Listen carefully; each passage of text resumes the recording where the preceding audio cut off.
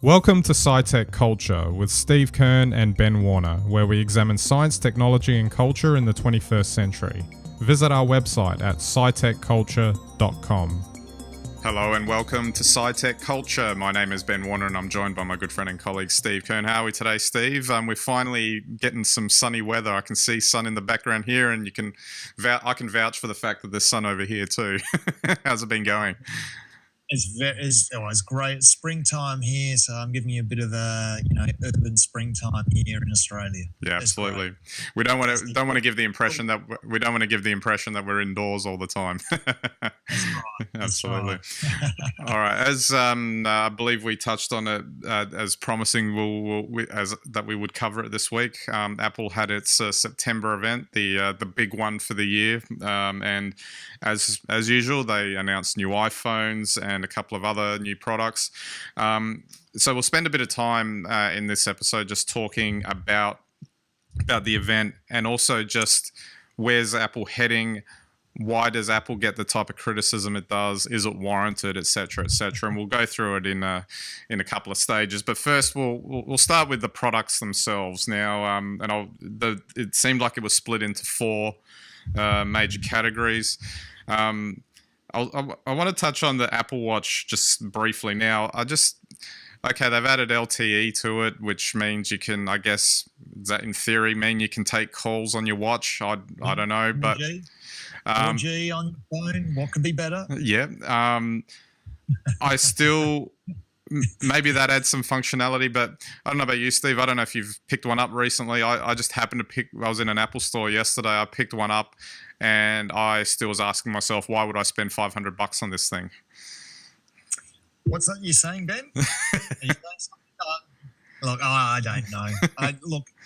It just adds to the connectivity, I guess. It means that probably you somewhere down the track, if not already, I'm not really across the iWatch, or Apple Watch, I guess it'll mean that you don't need to carry your phone around with you. So that would be the big thing that I would imagine. Do you think that's a big deal for the iPhone then, if it negates the need for carrying an iPhone around? It's a big deal for the watch.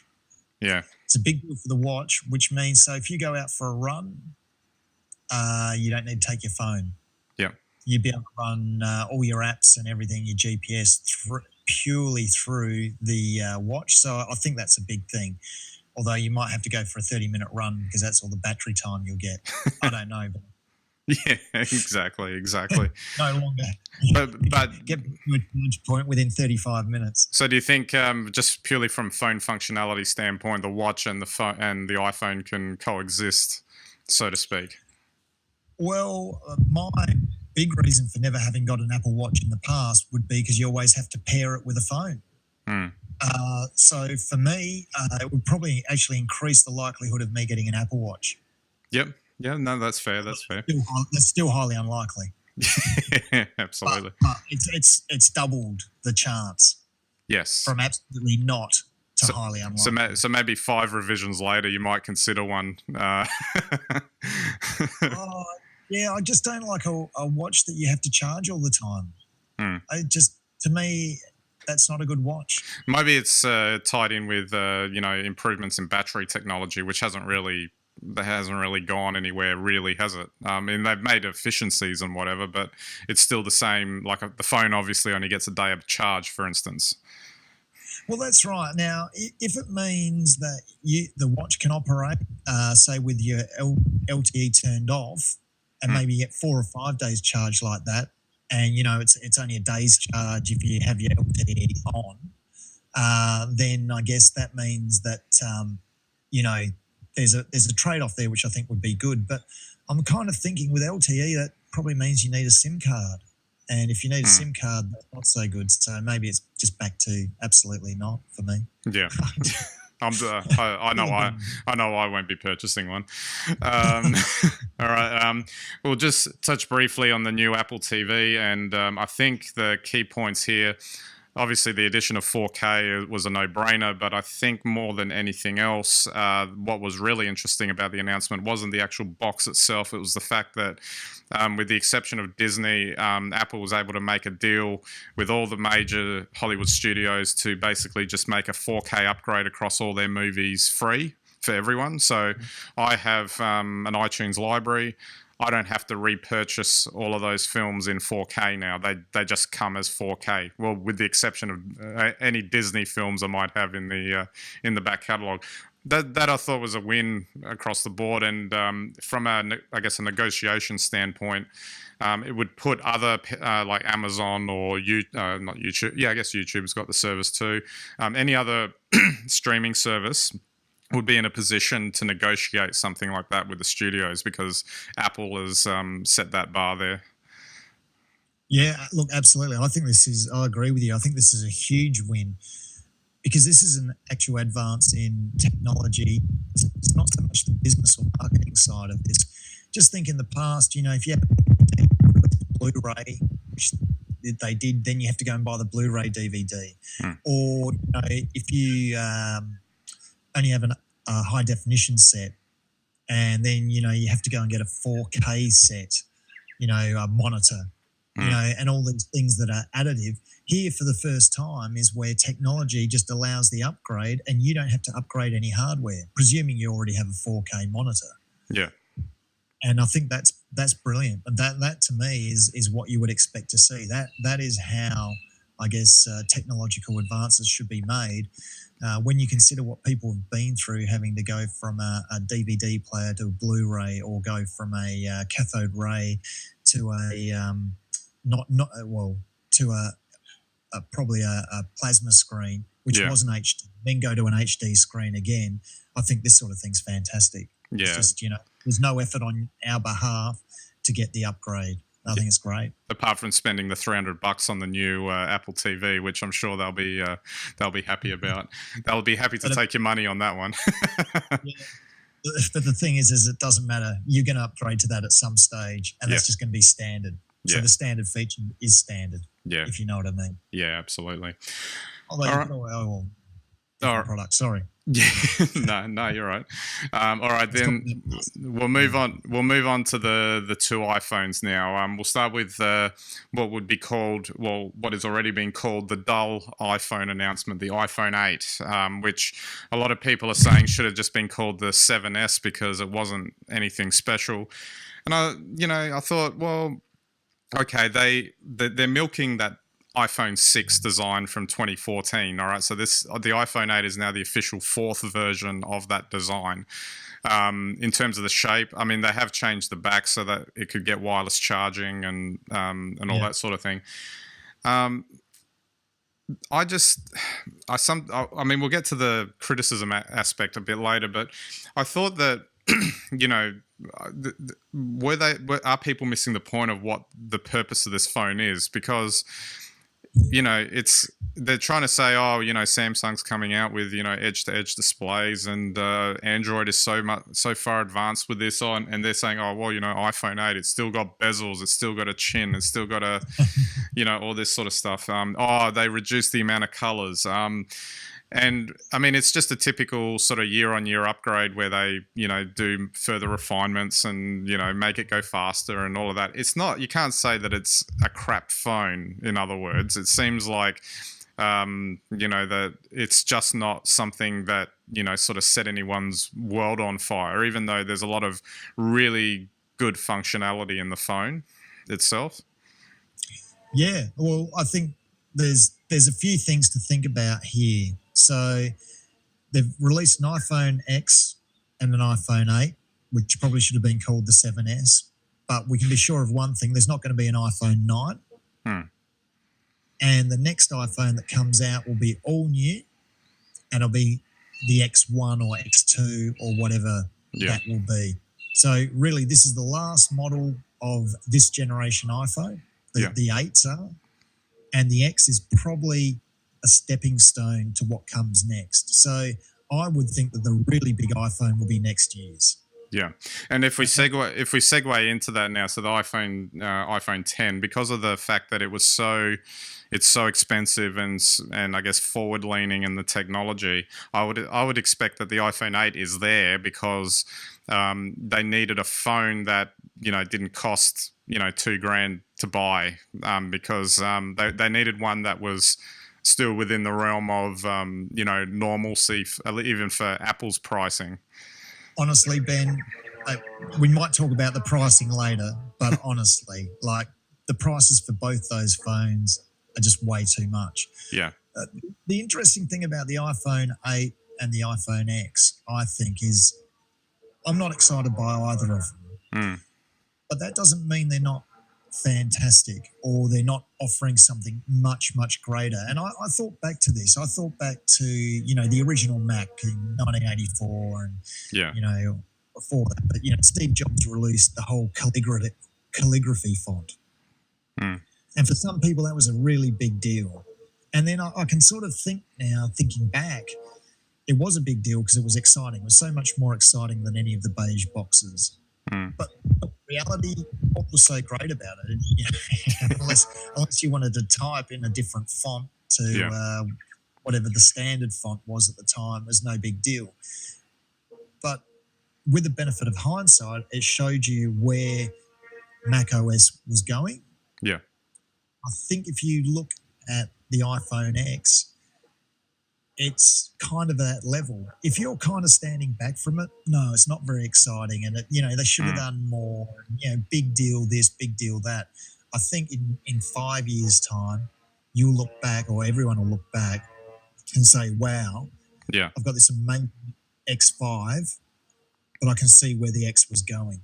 Yeah, and I guess just to sort of round out some of the things that they did announce with that phone, the fact that it's just about all screen, Yep. that again pioneers the wireless. Well, it doesn't pioneer wireless charging because that's been around for a while, but it brings it to the iPhone finally. Yep.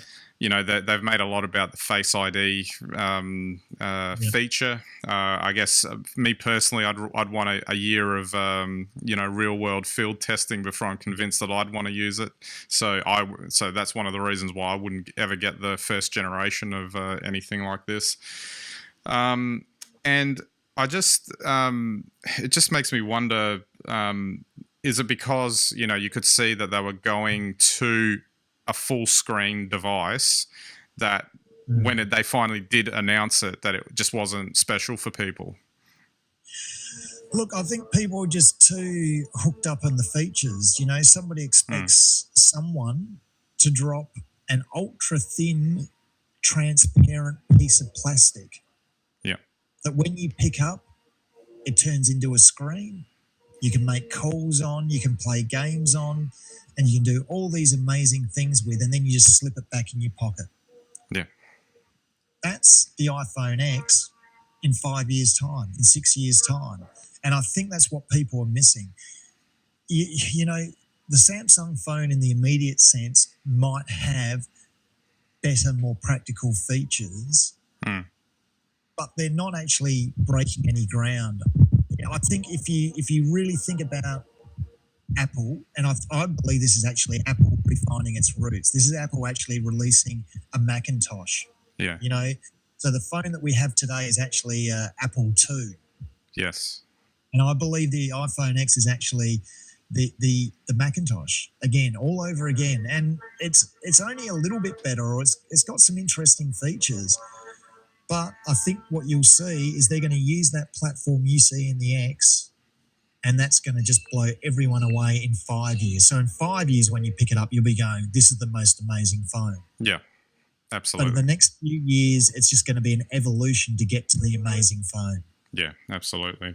All right, I want to move on to criticism of Apple, and and I want to sort of touch on this in a couple of different ways, because I'm in this sort of position where I'm, I'm an Apple user, so I am convinced that based on the way I need to use these things, that their ecosystem and devices work best for me.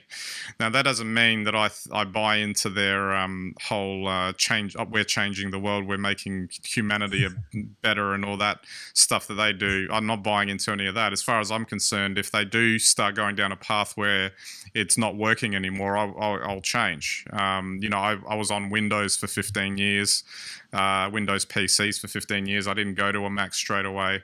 So it's not about that, but I recognize that on balance for me, they make the best experience, the best computing experience, if you want to call it, across their devices.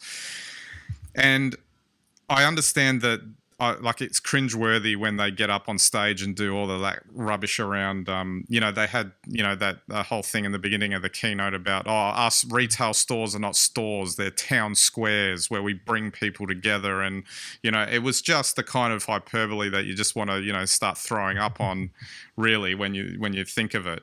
I mean, I can kind of get what they're saying. Okay, we're trying to create some spaces for people to come together and that, but it makes it's just crap, really.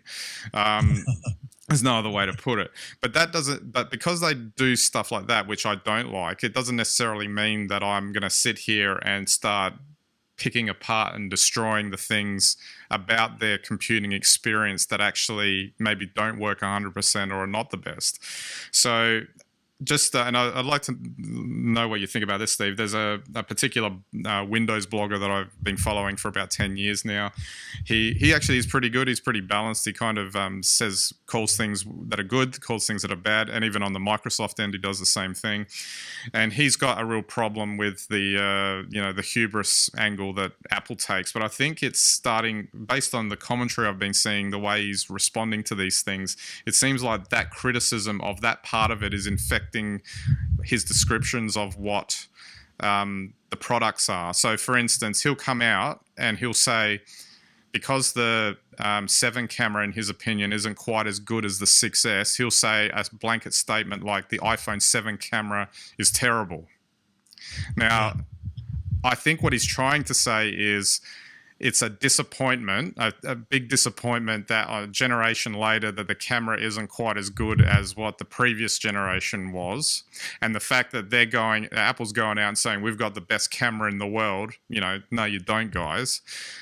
That's what he should be saying. But if you say a statement like the iPhone 7 camera is terrible, what that says to me is that camera is so bad that I not only have to carry the iPhone 7 around, I have to carry a still camera around to take shots in hope of getting a good shot. So in that context, I've seen a lot of this type of criticism evolve of late, especially since Apple's become so big and successful.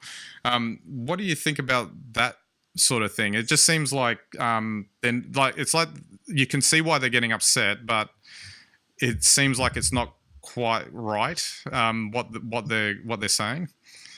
Look, I just that in terms of wider than Apple. This is a wider issue. It comes down to fake news, back to Trump, all those sorts of things. If Apple were going to make outrageous comments about how, their phone is changing the world and us as humans to be better people, then it kind of makes sense that the only thing you can say about a camera that's not as good as it should be is that it's terrible. It doesn't serve any purpose at all. It doesn't serve a company to start talking about themselves when, at the end of the day, they are an economic function. There's, they don't do anything motivated by, altruism. No. And I think the spin-off is that what we're seeing increasingly now in any commentary is it's the best of the best versus the worst of the worst. So it's no longer good enough to be a good person who's doing the best that you can. You have to have a backstory that's tear-jerking. You have to have a motivation that's driving you, that's beyond what any of us, could reasonably feel. And we're amazed by how you do it. And conversely, as you can see with activism and the opposing sides of polarized views on any political, is that it's got to be 180 degrees opposite. It's got to be antagonistic. And if someone says it's, white, then someone says it's black. Mm. And I think that's unfortunately where we're getting to. When it comes to true technical reviews, is this any good? How good is it? Where does it rate? I think we're really losing that capacity. And I've seen it Mm. in a number of industries now, where, the fanboy blogger or the person who gets paid to promote certain products always comes out, whether it's cars, whether it's electronic goods, whether it's Yeah. restaurant. Oh yeah, it's great. Free range organic coffee. Yeah, yeah. All that sort of stuff. Is it really good? Well, probably not that good. And of course, the only opposite side is that it's crap. And that's actually a good point. So if just to like in what I was describing earlier, the iPhone 7 is a terrible camera, makes for a great headline, which you will probably click on. Whereas a headline which says the iPhone 7 camera is disappointing because it's not as good as the 6S doesn't catch your attention. And that's that is a sad place to be, really, because it's not giving you an accurate reflection of how it is. No, and when giant multinational companies tell you that everything they do is for your betterment and that of societies, that's not a good place to be either. No. So all right. Well, how about Apple's future then? I think that hubris is still going to keep going. I think Steve Jobs, if nothing else, just infused the company's DNA with it. Do you think, obviously, set aside the fact that they're making money, that's what they're about. They're trying to spin this altruistic sort of spiel on what they're doing. There must be some conscience. Is there a component to that you think is authentic? Oh, I actually think with the iPhone X, from what I've seen, I quite genuinely think they've refound their roots in innovation. Like I say, the one thing Apple probably doesn't do as well without Steve Jobs is just make stuff work. They haven't got a guy there screaming at people just to make it work, and I don't care, just make it work. That got some remarkable products out to us consumers. But I do think that Apple still probably do that, but in a much more measured approach. And I think you see that in the iPhone X. If Steve Jobs was around, I don't know what the iPhone X would look like, but I think it'd be a lot edgier. It would push the envelope a lot more. What Apple's doing is laying a foundation for the future, and I think it's still very much in tune with the traditional Apple philosophy of design and pushing ahead with new technologies. So I actually think it's a win for them where they're at. And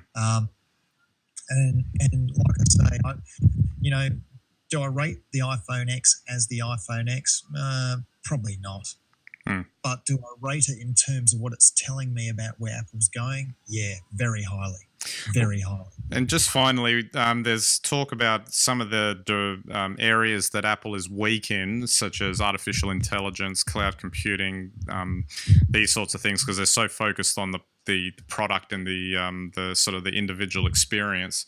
I guess even like things like group logins and the way, sort of connecting people together in that way, that could be a major problem for them in the next 10, 20 years, because unless of course they've got a group of people working in the back somewhere that they haven't told anyone about that are working on this. But if they're not careful, we've seen big companies go the way of the dinosaur in the past, and not that will happen anytime soon with Apple, because they've got enough cash to get them coasting for quite some time. I don't think they want to be in a place where that could eventually end up happening. Well, I think you've nailed it there. They must have some guys in the back room. They must be thinking about these things. I think you've mentioned it many times before, but the fact they haven't solved iCloud or communicated that they've solved iCloud or whatever it is they're doing with iCloud. I think a lot of the AI stuff they've outsourced, or they'll probably acquire a company that's very good at it for their purposes. But yeah, they have been weak at them. I mean, what do you think, Ben, on this? Yeah, it's not an area like iCloud, for instance, is not. I mean, I do it's switched on. But services like OneDrive from Microsoft or Dropbox are far superior in terms of the way it works and the delivery of the service that you need from such a service. And I don't trust iCloud at the moment to do that. Just something as simple as syncing a document between devices seems to be a bit more of a challenge for iCloud than, say, OneDrive or Dropbox, which seems to handle it effortlessly. So it is something they should be working on. And in terms of AI, I mean, things like Siri, is still the weakest, of the digital assistants. And part of that is because of the fact that they don't open up, they don't want to cross some certain privacy boundaries, which obviously Google on the other end is just steaming right ahead on that one. And it's no surprise that theirs works so well, for instance. So it'll be interesting to see where Apple kind of relents on that. It would seem that when it comes to things like this, they may have to ask themselves, do we have to relax our policy on privacy, or is there some whiz-bang way that they haven't worked out yet where they can maintain privacy but have this kind of service available? Yeah, well, they're definitely going to have to make some decisions around there. I mean, they've certainly opened up more to third-party developers in the last few years, but there never seems to be much real insight into how that's working for them. So I guess we'll just have to wait and find out. Yeah, absolutely. All right, Steve, we might wrap it up there. So you're going to be purchasing an iPhone this year, or are you going to just sit it all out? I'm just going to sit it all out because I reckon the X1 or the XS or whatever it's going to be in 12 months' time will start to be a step in the right direction. Yeah. Well, let's hope they don't do the XS, because that's a dreadful naming convention going forward. I think they can drop the S for now. Diamond-studded 24-karat gold, who knows? Yeah, absolutely. All right, so don't forget our website, SciTechCulture.com. You can get all of our links and content there. You can interact with us on Twitter, Facebook, and Google+. I'd love to hear from you. We've got our photography on Instagram, both food discoveries and SciTech Culture, so we've got a lot going on there. And follow us and interact with us. We'd greatly appreciate that. All right, so that's it for this episode. We'll catch you next time.